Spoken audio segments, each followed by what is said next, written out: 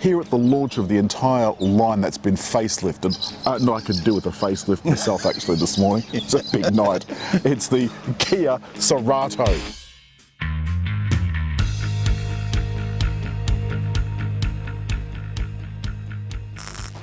Now, what a lot of people don't realise is that Kia's changed their badge, they've changed their identity.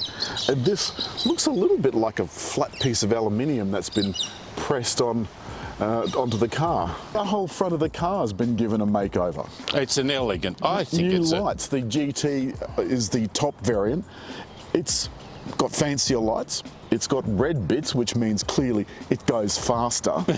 even around here too. And the thing is, this car does actually go faster. It's The GT. got 150 kilowatts worth of power. How many newton meters? 264. 265. 265. Now, it's the same engine that we tested a few weeks ago in the Seltos. Same 265 newton meters, but the Seltos has only 130 Very kilowatts. strange. In the back of the, excuse the wind, in the back of the hatch, there's actually quite a lot of space. A space saver spare look. Now, you can see that there's space in there above the space saver spare tyre. We've just been told by our esteemed friend that you can option a full-size spare if you want to at the dealer. I can't understand why they don't just put that in. It can't cost that much extra, surely. All right, now the driver's seat is all the way back, so this will be the real test. Roof line is low, you've got to admit that. How's your thighs? Normally. The support under here is a little limited, and clearly with the seat all the way back, I'm really pressuring That's set against for you it. to drive though, right? Hey? That seat's set for you to drive? Yes, yes. Oh, absolutely. Headroom? Enough. But this does come with a sunroof in the GT, and when I first got into the driver's seat, I was really quite conscious of a limited headroom, and I had to make sure the seat was at its lowest level. Yeah. Now, I found that the adjustability in here was very good. You've got electric adjustment on the seats. Yeah. Yep, but only on that side. Only on this side.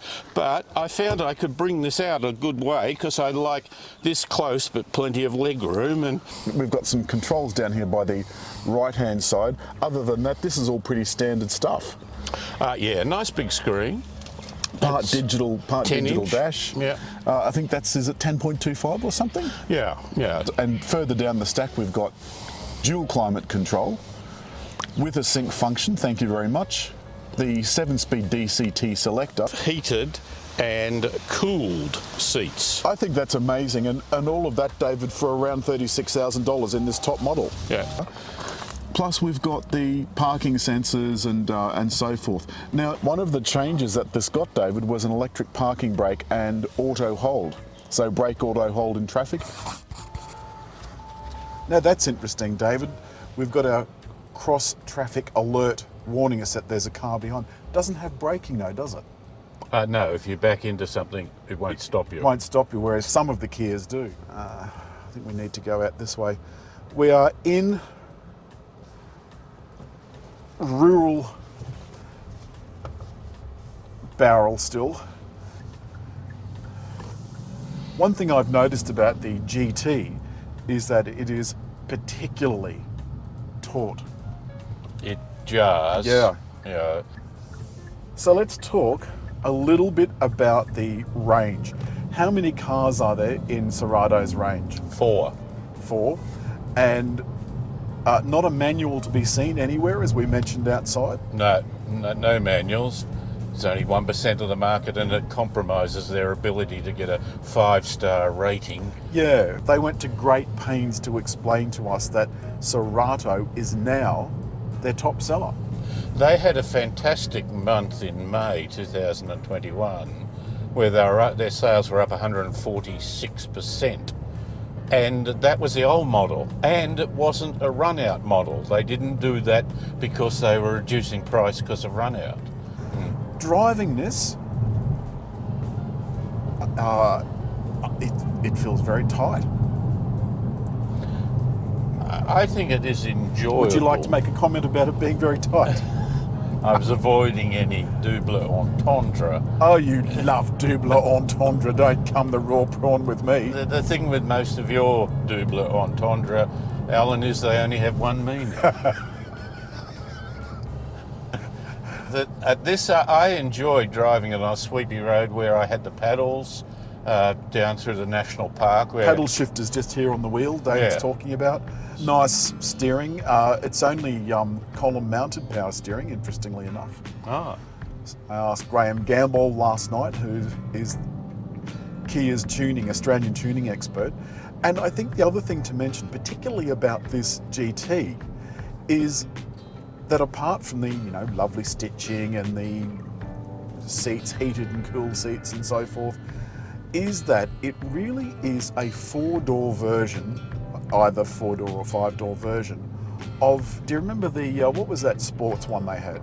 Proceed GT, horrible name. It didn't do very well because it was, of course my headlights, okay, it's telling me my headlights are off. Well, of course my headlights are off, it's daytime. But what it meant was they're not on automatic. So the Proceed GT failed because it didn't have an automatic. This now only has an automatic. And I would like to see these in a manual. But then of course we'd go back to those safety issues. Yes. Let's talk about the infotainment system. This is a lovely big infotainment system, 10.25 I think inches. The smaller ones, 8 inches I think in the lower models. Yes. This of course also has navigation, which means it doesn't have wireless CarPlay. And something that I thought was particularly interesting was that the models that have wireless CarPlay is only wireless CarPlay, can't be wired as well. Whereas Android Auto could be either. We've got on this model active blind spot That monitor. comes standard, yeah. Yep. We've got active lane control. And by active lane control, I mean it will steer you into the lane if you go outside. So if the blind spot monitor, if you don't see something, try and change lanes, it'll try and steer you back. Or if you are just traveling along the highway like we are or will be in a moment, it will steer you away from the lines if you get too close to them. Now, if I press the button again, like so, that's now allegedly going to steer me in the center of the lane. Actually, it'll follow the car in front. It has lane centering. Yeah, but following the car in front though. I don't know what it does if you don't have a car in front. Now I've hit 90 now. This is a much smoother road, and as a consequence, the ride is much better. It was very choppy in town. Yes. Now the cruise control is just taking me along at the set speed. If whatever's in front slows down, I'll slow down too. I quite like the sound of this when you're accelerating. It gives you a feeling like it's got a little bit of purpose. It's not straining at the bit. The cabin, I think, looks very nice. It's got a little bit of genuine fake artificial metal trim. I could probably do without this satin trim. It's One thing I noticed in the specs though, that it's got soft door uppers, but the lower model had hard door uppers. I wouldn't call that too soft. Well, I wouldn't call it soft at all, but that's what the specs said. Don't shoot the messenger. Sorry. Bless you and all who sail in you. One thing I think this could do with is a heads-up display, even though it is an inexpensive car. And they did make comment about the digital dash last night. Yes. I would like to see a digital dash, and apparently the Korean ones do have a digital dash. The Kia and Cerato, Korean Cerato. Only for the home market. Yeah, I like the looks very much. Doesn't look quite as cutting edge as the brand new Kias like Seltos and Cerato. Of course, the new Sportage is coming out at the end of the year. That'll probably have that look. I like the interior. It is a little busy, but it's busy yet simple. There is space in the back when the seat's not always, but I hadn't realised that it had easy entry, so I think we overcooked that pudding a bit when we had you in the back. I like the way this drives. The 150 kilowatt engine is particularly perky. David, it's perking. Are you perking? Oh, its perkiness is more than adequate. Well, that's faint praise, isn't it?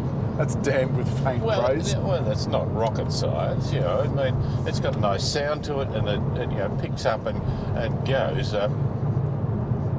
I think it's a nice thing.